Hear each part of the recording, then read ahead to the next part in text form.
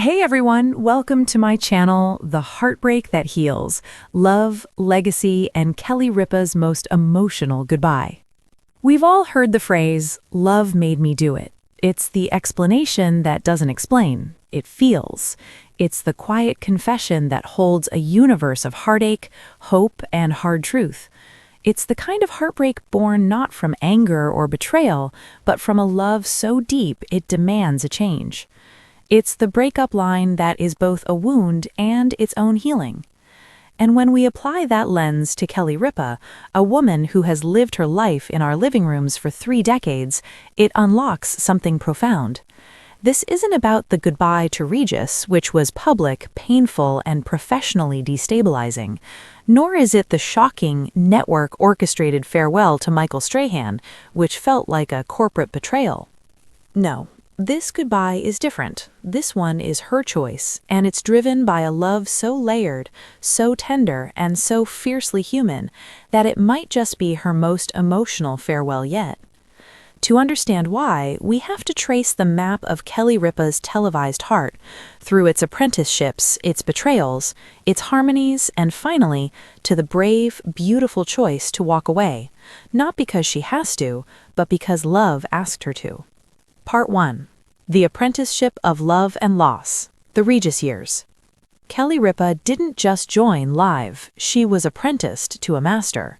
Regis Philbin wasn't just a host, he was a force of nature, the architect of Just Us Folks television. And for 11 years, Kelly loved it all. She loved the job, loved Regis, even with those famously fraught behind-the-scenes dynamics, and loved becoming a mother and a star simultaneously, in real time on national television. We watched her through pregnancies, school runs, and candid, chaotic tales of life with Mark Consuelos. Her love for the audience was built day by day, year by year, a relationship forged in authenticity. Then, in 2011, Regis left.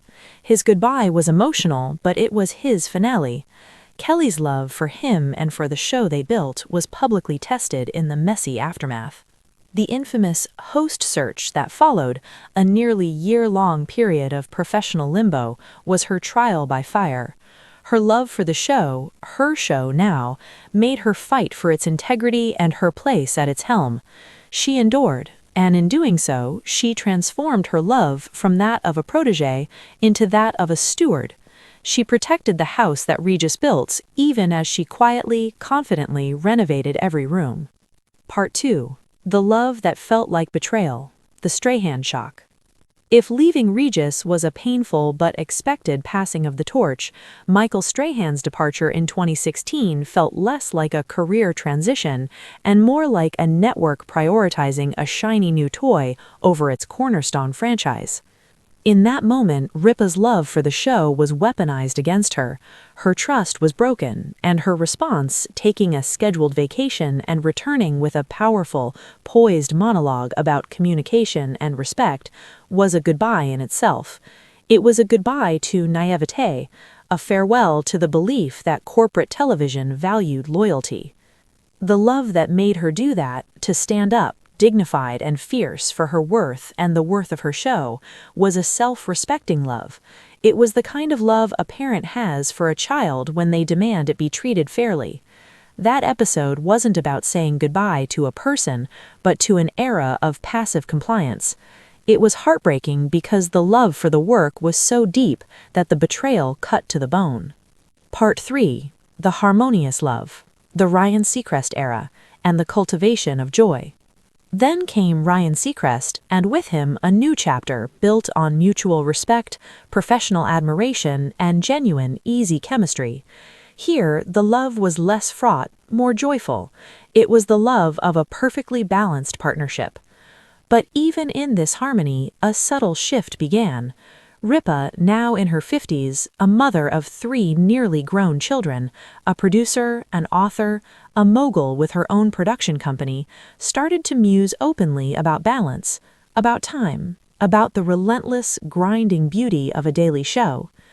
The love was now multifaceted: love for her partnership with Ryan, love for her audience, and a growing, pressing love for something else: herself. her family in a chapter where presence matters differently, the freedom to explore dreams that had been patiently waiting their turn, the peace of a morning that doesn't begin with a 4:30 a.m. alarm. Part 4, the most emotional goodbye yet. Love made me do this. Now imagine it. A sunny Wednesday, the set is a little more lush with flowers. A montage plays, not network produced, but curated by Kelly herself. The energy isn't of an ending, but of a graduation. She begins with cheerful banter, but there's a quiver beneath the surface. Halfway through the hour, she turns to the camera, her voice softening from her trademark boom to something intimate, almost hushed. "You know, we've been through everything together," she says, eyes glistening.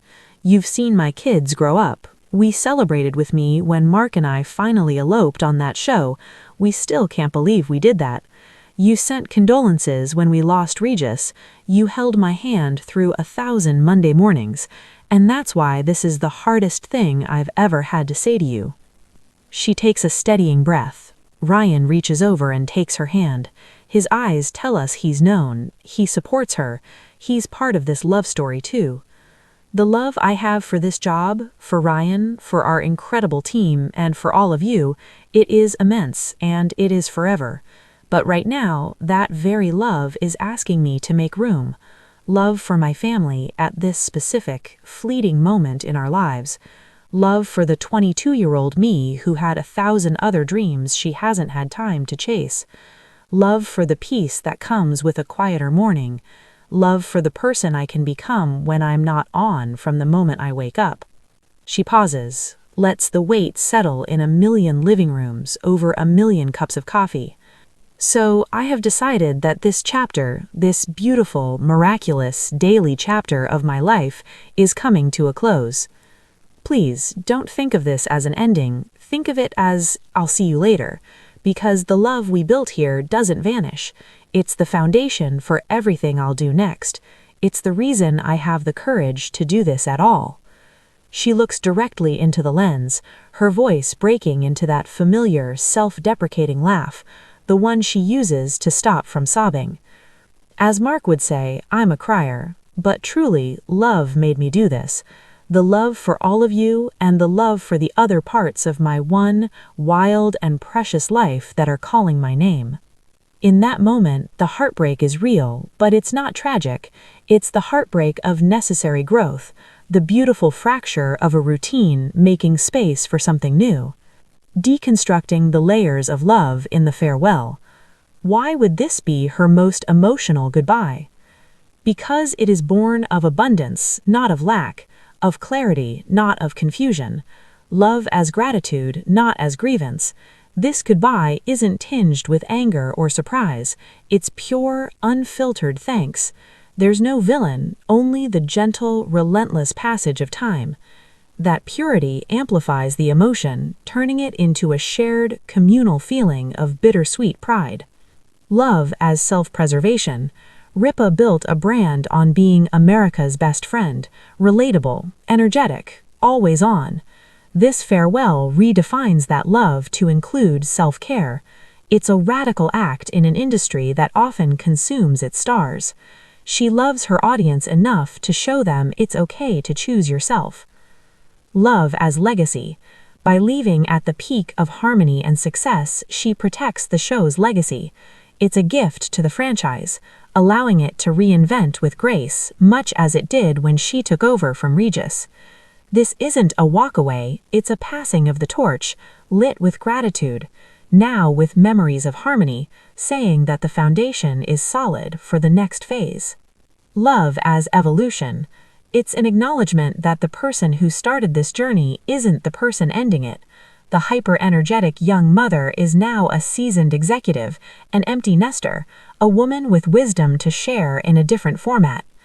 This goodbye loves the past enough to honor it by not clinging to it. Conclusion: the heartbreak that heals. In the curated world of daytime TV, authenticity is the most precious currency. A farewell like this, hypothetical yet deeply resonant, would be the ultimate transaction of that currency. It would trade a daily presence for a lasting, powerful truth that love is not just commitment, but also release. That the greatest testament to a journey isn't staying forever, but having the courage to chart a new one when the time is right. The audience's heartbreak would be real, the loss of a mourning friend, the end of an era, but it would be tempered by profound respect for her reason. Love made me do this is the only explanation that could make such a departure not just palatable, but noble. It transforms a goodbye from a cancellation into a completion. In the end, the most emotional goodbye isn't the one filled with the most drama, but the one filled with the most love. A love so expansive, so honest, that it has the strength to say goodbye, ensuring that every memory is wrapped not in the sadness of an ending, but in the warm, grateful glow of a love story that's simply entering its next best.